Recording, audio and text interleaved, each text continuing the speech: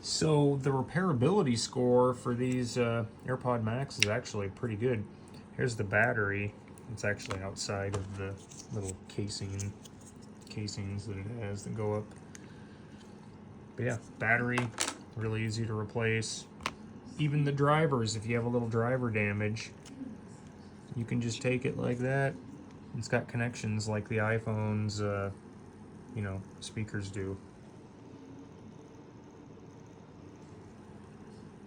No connection points. Yeah.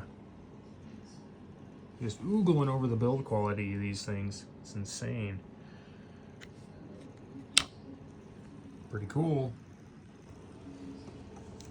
They're just like the iPhone. They got all the different shields and the Lego connectors.